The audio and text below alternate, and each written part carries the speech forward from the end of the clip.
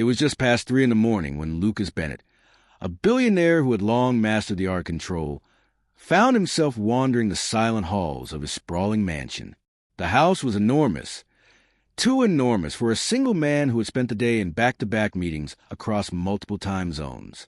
Tonight, like so many nights before, sleep had evaded him. He moved quietly, the soft sound of his leather slippers against the polished hardwood floor, the only noise breaking the stillness. The faint glow from the moon filtered through the large windows, casting long shadows across the walls. Lucas's mind was restless, swirling with numbers and deadlines, but beneath it all, there was a nagging feeling he couldn't shake. Then, from the far end of the house, he heard it, a faint but distinct sound of water running and the soft scraping of a sponge on a surface. It was so out of place in this house of luxury and silence that it made him pause. The sound came again, rhythmic and steady. Curious and slightly unsettled, Lucas followed the noise down the long hallway toward the kitchen. It was a cavernous space, designed to impress guests and cater to lavish parties. Stainless steel gleamed under the dim light, and counters stretched for what felt like miles. Yet there in the corner, he spotted her, a young girl, hunched over the sink, scrubbing dishes with meticulous care. Her sleeves were rolled up, and despite the warm kitchen, she was shivering slightly. Her hair was tied back, but loose strands stuck to her damp forehead. She worked in silence, completely unaware that she was no longer alone. Lucas cleared his throat softly. Startled, she spun around so fast that she almost dropped the glass she was cleaning. Her eyes, wide and filled with fear, locked onto his. "Mr. Bennett," she whispered, recognizing the owner of the house, but her voice trembled. "Lena," he said gently, stepping fully into the light. The girl was his housekeeper's daughter. She should have been in bed, or even better, at school. "What are you doing here so late?" Lucas asked, his voice calm but firm. Lena swallowed hard, drying her hands on a rag. I want to get these done before morning. Mom's been so sick, and she couldn't work today. I didn't want anyone to get in trouble," she said quickly. Lucas looked at the mountain of dishes piled in the sink and on the counter. Enough for a large dinner party. "Your mother is ill?" he asked. Lena nodded, biting her lip. "She's been coughing a lot, and sometimes she can't get out of bed. The doctor said it might be asthma, but the medicine costs a lot, and Mom says we have to be careful with money." Lucas's heart tightened. He had always known that the life of his household staff was difficult, but hearing it from Lena, so young and yet so responsible, hit him in a way no boardroom crisis ever had. "You should be sleeping," he said quietly. "What about school? You missed your classes last week, didn't you?" Lena's eyes dropped. "I couldn't go," she admitted. "Mom needs someone at home. I promised her I'd take care of everything until she gets better." Lucas felt a pang of guilt. Here was a girl who was clearly bright and capable, yet giving up her education to cover her mother's illness and household chores. He moved closer, studying her face. It was pale, tired, and marked with the weight of too many worries for someone her age. "Why didn't you tell me?" Lucas asked. Lena shrugged, ashamed. "I didn't want to bother you. This is Mom's job, not yours. Besides, I'm just a kid. I thought I could handle it." Lucas shook his head. No one should have to face this alone.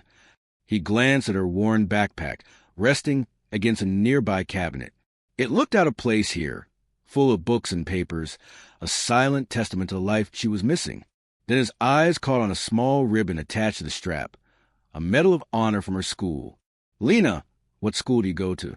"Eastwood High," she replied softly. Lucas nodded. He was familiar with the school. It was one of the better public schools in the city. But how could a student with medals be missing school for days? The pieces weren't adding up. He decided then and there that he needed to learn more. "Tomorrow you're coming with me," he said firmly. "We're going to see your mother's doctor. And then we're going to talk about your school." Lena blinked in surprise, but nodded. The next morning, Lucas's assistant helped arrange a meeting with Dr. Harrison, a specialist in chronic respiratory illnesses. After examining Lena's mother, it was clear that the asthma was severe and required expensive medication and ongoing care. "The treatments are costly," Dr. Harrison explained to Lucas. "Without them, Her condition will worsen quickly. Lucas's mind raced. We'll cover everything, he said without hesitation. I want her to get the best care possible. Later, Lucas visited Lena's school with his assistant. They met with the principal, who was visibly relieved to hear that Lena's absences were due to a family emergency. Lena is one of our top students, the principal said warmly. She's bright, determined, and she has a scholarship to a good university if she graduates. We want to help her finish. Lucas promised to support Lena's education, providing tutoring and ensuring she had the resources to catch up on missed classes. Over the following weeks, Lena's mother began treatment, and Lena returned to school. The support from Lucas allowed her to balance her family responsibilities with her studies. She slowly started to regain her confidence. One afternoon, Lucas stopped by their modest apartment unannounced. He found Lena and her mother sitting together, sharing a simple meal. Lena looked up, surprised but happy to see him. "Thank you for everything," she said quietly. Lucas smiled, sitting down beside them. "You don't have to thank me," he said, "but I want you to know that I see you. I see the sacrifices you've made, and I'm here to help." Her mother reached out and grasped his hand, tears shining in her eyes. "You don't know how much this means to us." Lucas nodded. No one should have to choose between health and hope. Months later, at the school's graduation ceremony, Lena stood on stage, wearing her cap and gown. The same medal was pinned proudly to her chest. Her mother, looking healthier and stronger, sat in the front row with tears of pride shining in her eyes. And in the back, Lucas watched silently, a rare smile touching his lips. Lena's voice was steady as she spoke. Life sometimes asks us to make impossible choices, but it also shows us that kindness can come from the most unexpected places. I was ready to give up on my dreams because of fear and responsibility. But thanks to someone who stopped to see me, who didn't walk away, I am here today.